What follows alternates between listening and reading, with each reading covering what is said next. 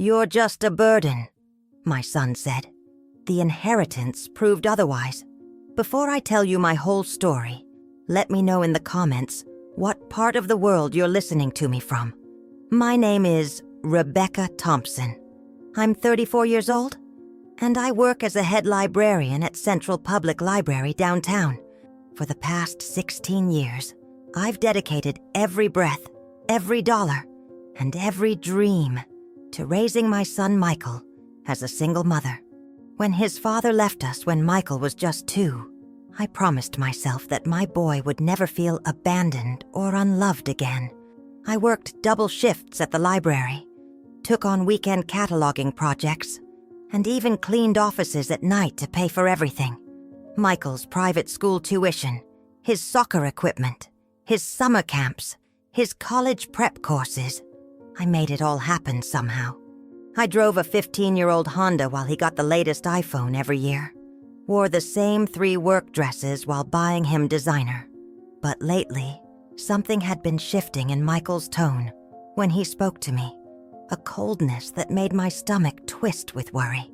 At 20, he seemed to look right through me, as if I was nothing more than an inconvenience standing in his way. Last week, I heard him on the phone telling someone he couldn't wait to finally be free from all the dead weight in his life. After all, I had given up dating, traveling, and even my dreams of getting a master's degree to focus entirely on his future. My savings account had exactly $347 because every penny went to his expenses and his bright future. The small apartment we shared was filled with his achievements: honor roll certificates, soccer trophies, acceptance letters. My own accomplishments felt invisible next to his success, which was exactly how I wanted it to be back then, or so I thought. Friends had stopped inviting me out years ago because I always chose Michael's events over social gatherings with other adults. When Michael started his junior year at the state university, I felt pride mixed with an unfamiliar emptiness I couldn't name. The apartment felt too quiet without his presence, and I realized I had forgotten who Rebecca Thompson was without her son. Michael came home less and less frequently, and when he did visit, he seemed annoyed by my questions about his life. I tried to give him space while still showing interest, but every conversation felt like walking through a minefield of his irritation. His girlfriend, Emma, was polite but distant, and I caught her rolling her eyes when I offered to cook his favorite meals. I started noticing how Michael would stiffen when I hugged him, how he checked his phone constantly during our conversations. The boy who used to tell me everything now treated me like a stranger he was obligated to tolerate out of basic courtesy. Deep down, I felt a growing fear that maybe I had loved him so much that I had somehow failed to teach him to love me back. Something was building toward a breaking point, though I couldn't have predicted how devastating that moment would actually become. The patterns had been there for months, but I kept making excuses for Michael's behavior instead of accepting the painful truth. When he graduated high school, he barely thanked me in his speech, mentioning his father, who had been absent for 18 years. During college visits, he walked ahead of me like I was an embarrassing relative he was forced to drag along reluctantly. His friends never stayed for dinner when they visited, and I overheard one of them asking why his mom was so clingy. I had co-signed his student loans, depleted my retirement fund, and taken a second mortgage to pay for his education. Every semester, I sent care packages filled with his favorite snacks and handwritten notes that he never acknowledged receiving. When he needed a laptop for school, I sold my grandmother's pearl necklace without telling him about the sacrifice I made. My own dreams of pursuing library science graduate school were postponed indefinitely to keep funding his college experience. I worked Christmas Eve and New Year's Day for overtime pay, while he partied with friends who never seemed to appreciate him. The boy I had raised to be kind and grateful had somehow become entitled and dismissive of everything I had given him. Michael's attitude toward money revealed the depth of his disconnect from the reality of our financial situation and my sacrifices. He complained about the apartment being too small when his friends visited, not understanding I couldn't afford anything bigger. When I suggested he get a part-time job to help with expenses, he acted like I was asking him to abandon his studies. He assumed credit cards were magical money sources and seemed genuinely confused when I explained my mounting debt to support him. The designer clothes he demanded cost more than my monthly grocery budget, but he never connected those dots in his mind. His spring break trip to Cancun cost $2,000 that I borrowed against my next year's salary, without his knowledge. When I mentioned feeling overwhelmed by bills, he suggested I just ask my boss for a raise, as if it was that simple.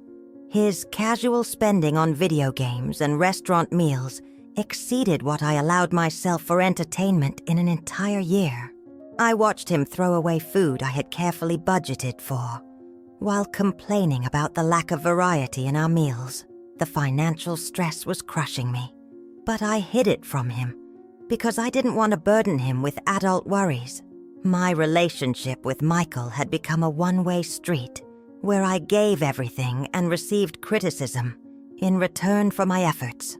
He started bringing Emma home for weekends, and they treated me like an inconvenient landlord rather than family to be cherished. They took over the living room, ate the food I bought, and left their dishes for me to clean up afterward.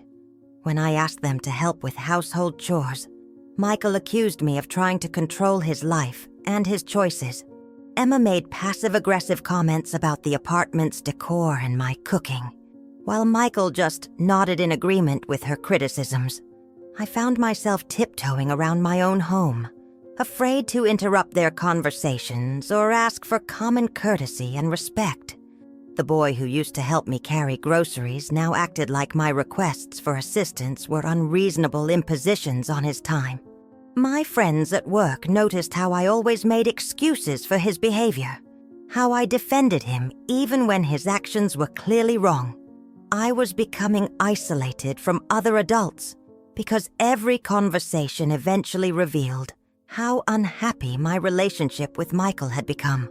The love I had for him was transforming into something desperate and painful, though I couldn't admit that truth to myself yet. Last Tuesday evening, everything I thought I knew about my relationship with Michael crumbled in the space of a single conversation. He had called to ask for money for textbooks, and when I explained I was short on funds, his tone became cold and calculating. I could hear Emma's voice in the background coaching him, telling him exactly what to say to manipulate my emotions effectively. When I suggested he apply for a work-study program, he exploded with a frustration that seemed to have been building for months. His words cut through the phone line like knives. "You're just a burden, Mom. You always have been, holding me back constantly." The silence that followed felt like falling into a dark hole where all my love and sacrifice suddenly meant absolutely nothing. He continued, saying I was clingy, pathetic, and that he couldn't wait to graduate and never have to deal with me again.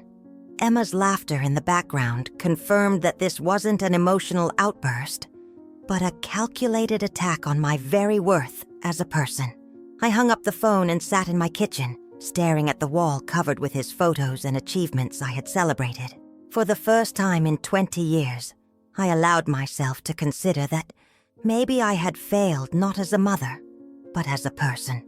The next morning, I called in sick to work and spent hours walking through the city, trying to process what had happened. His words kept replaying in my mind, and I realized he had never once asked about my dreams, my feelings, or my own life. I had become so focused on being the perfect sacrificial mother that I had forgotten to teach him basic empathy and gratitude.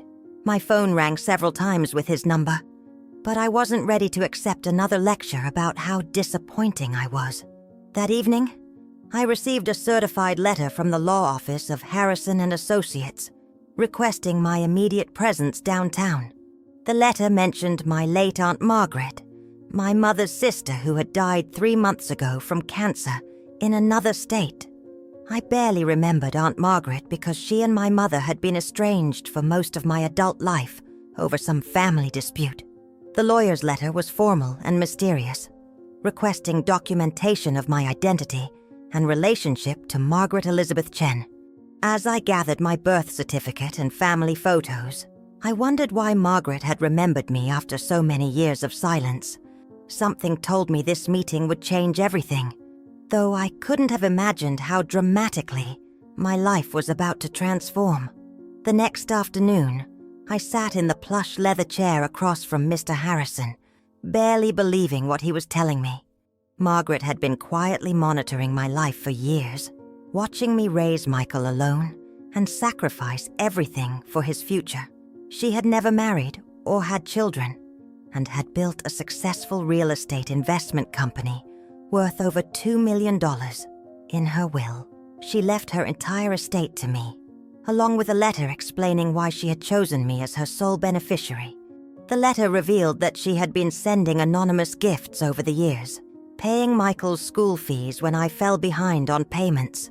She wrote that she admired my strength and sacrifice, but worried that I was losing myself in the process of raising my son.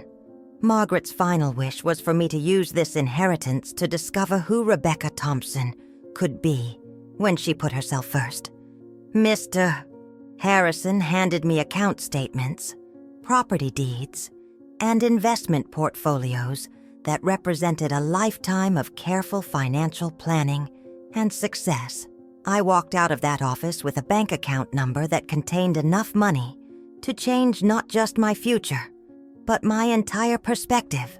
For the first time in years, I felt powerful instead of powerless, wealthy instead of desperate, and valuable instead of burdensome. That evening, I sat in my small apartment surrounded by financial documents that represented more money than I had ever imagined possessing.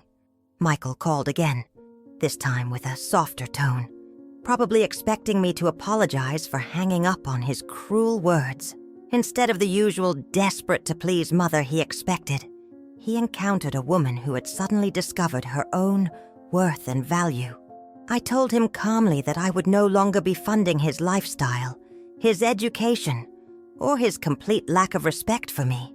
His shock was palpable as I explained that, effective immediately, he would need to take responsibility for his own financial obligations. When he demanded to know where this sudden backbone had come from, I simply said I had received some life-changing perspective recently. Emma must have been listening because I heard her panicked whispers about how they couldn't afford rent without my monthly contributions. Michael's tone shifted from anger to panic as he realized that his comfortable lifestyle had been entirely dependent on my sacrifices.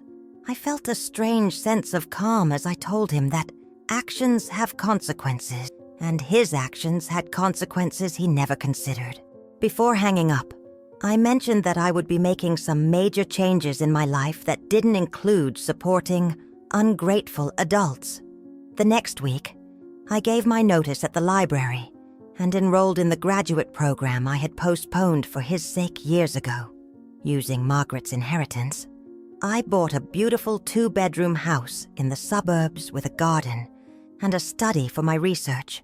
My new home had no photos of Michael's achievements, no reminders of the years I had spent shrinking myself to make room for him.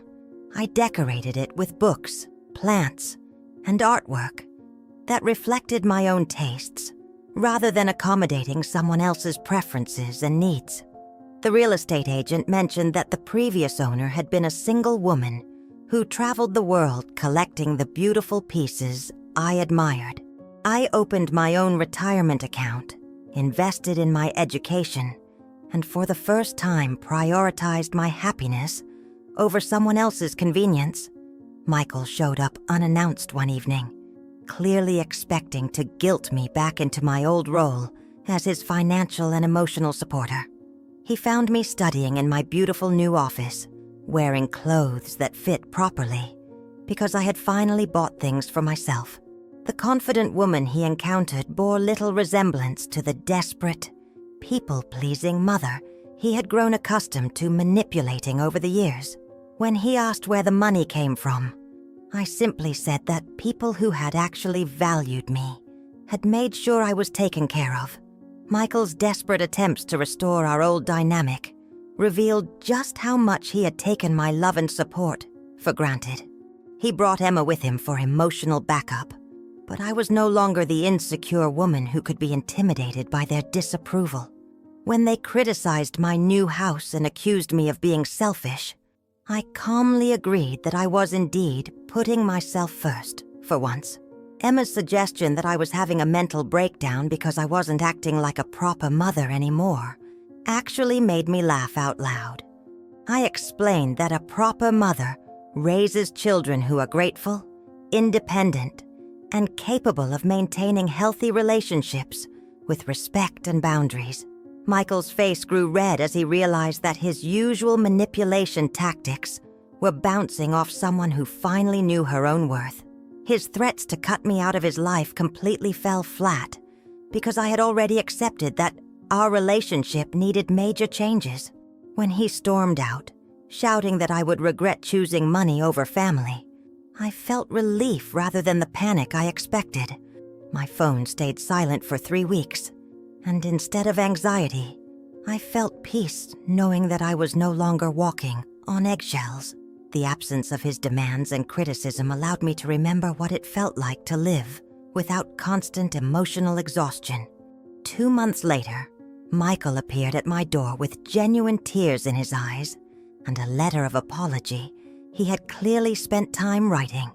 His financial reality had hit hard when he realized that nobody else was willing to support his entitled lifestyle without expecting gratitude. Emma had broken up with him when the money dried up, revealing that her interest had been more financial than romantic. He had been forced to get a job, apply for additional student loans, and confront the real cost of his education and choices. His letter acknowledged every sacrifice I had made and admitted that he had never bothered to consider how his words and actions affected me. I invited him in for coffee, but our conversation happened between 2 adults rather than a desperate mother and an entitled child. He asked about my graduate program, my new house, and for the first time in years, seemed genuinely interested in my life and happiness. When he asked if we could rebuild our relationship, I told him it would require mutual respect, gratitude, and healthy boundaries going forward. Our relationship today looks nothing like the unhealthy dynamic I had thought was normal for so many years of my life. Michael visits regularly, but our time together involves genuine conversation rather than him demanding money or emotional labor from me constantly. He has learned to express gratitude for what I provided during his childhood and to take responsibility for his own adult decisions.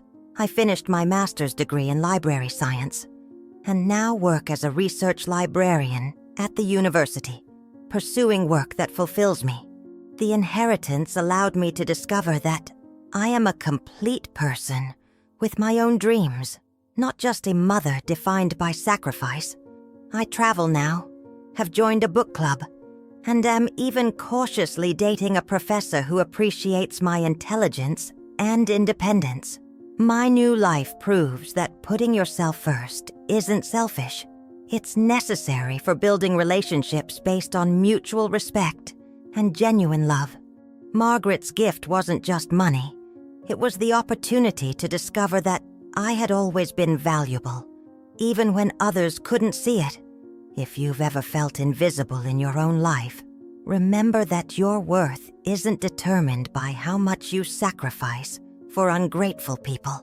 Sometimes the people who call you a burden are the ones who have been weighing you down with their selfishness and lack of appreciation. You deserve to be valued, respected, and loved by people who see your contributions rather than taking them for granted every single day. Setting boundaries isn't cruel. It's necessary for teaching others how to treat you and for preserving your own mental and emotional health. Your dreams matter, your happiness matters, and your life has value beyond what you can provide for other people who refuse to appreciate you. Sometimes the greatest gift you can give someone is allowing them to experience the consequences of their choices without your constant rescue efforts. Real love grows stronger with boundaries, respect, and mutual appreciation, rather than one-sided sacrifice and emotional neglect or abuse over time. You are not a burden. You are a blessing that deserves to be recognized, celebrated, and cherished by those who truly love you.